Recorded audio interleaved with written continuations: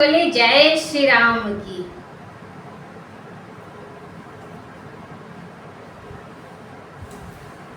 सर्वप्रथम भोले बाबा का ध्यान करें, क्योंकि भोले बाबा को भी ये बहुत प्रिय है। उन्होंने ही सुनाई है माता पार्वती को। चलिए शुरू करते हैं। जय श्री राम, जय बजरंगबली। ये यहाँ से शुरू है प्रथम सोपान बालकांड का।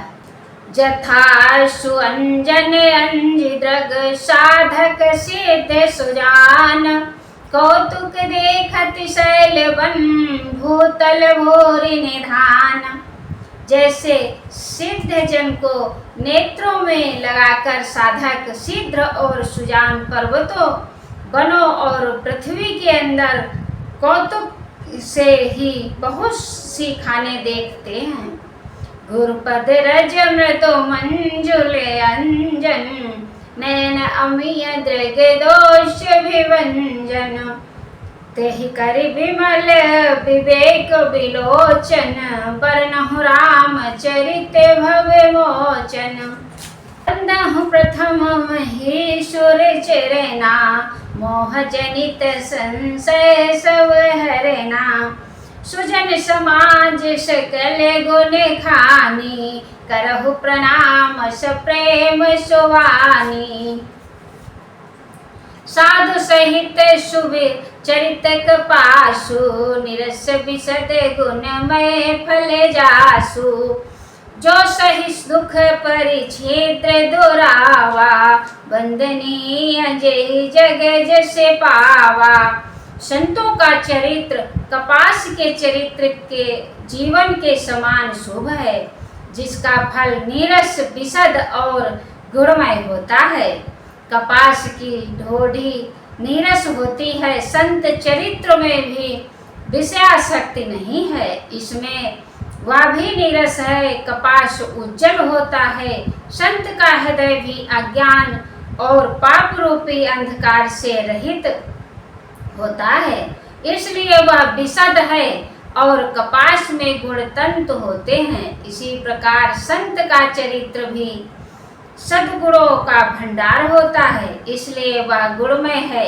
जैसे कपास का धागा सुई के लिए किए हुए छेद को अपना तन देकर ढक देता है, अथवा कपास जैसे लोढ़े जाने, काटे जाने और भुने जाने का कष्ट सहकर भी वस्त्र के रूप में परिणत होकर दूसरों के गोपनीय स्थानों को ढकता है, उसी प्रकार संत स्वयं दुख सहकर दूसरों के छिद्रों दोषों को ढकता है, जिसके कारण उनसे जगत में वंदनीय यश प्राप्त होता है। मुद मंगलमय संत समाजू, जो जग जंगम तीर्थ राजू।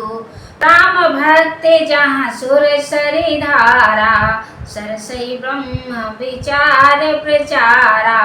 विधि निषेधमय कलिमल हरिणी, कर्म कथा रविनंदन वरिणी।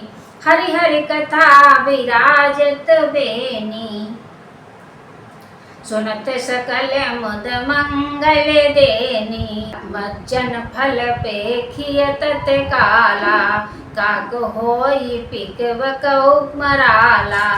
सुनिया चरज करे जिन कोई, सतसंगति महिमा नहीं गोई। इस तीर्थ राज में स्नान का फल तत्काल ऐसा देखने में आता है कि कौवे कोयल बन जाते हैं और बगुले हंस। यह सुनकर कोई आश्चर्य न करे, क्योंकि सत्संग की महिमा छिपी नहीं है। वाल्मीकि नारद घट जोनी, निज निज मुखनि कही निज होनी। जलचर थलचर नभचर नाना, जे उड़ चेतन जीव जहाना। वाल्मीकि जी की, नारद जी की और अगस्त्य जी ने अपने अपने मुखों से अपनी होनी जीवन का वृत्तांत कही है। जल में रहने वाले, जमीन पर चलने वाले और आकाश में विचरने वाले नाना प्रकार जड़ चेतन जितने जीव हैं इस जगत में,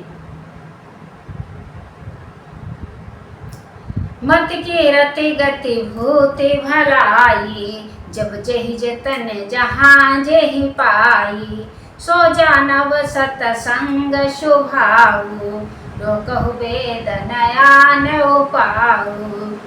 उनमें से जिसने जिस समय जहाँ कहीं भी जिस किसी यत्न से बुद्धि की सदगति विभूति ऐश्वर्य और भलाई पाई है, सो सब सत्संग ही का प्रभाव समझना चाहिए। वेदों में और लोक में इनकी प्राप्ति का दूसरा कोई उपाय नहीं है।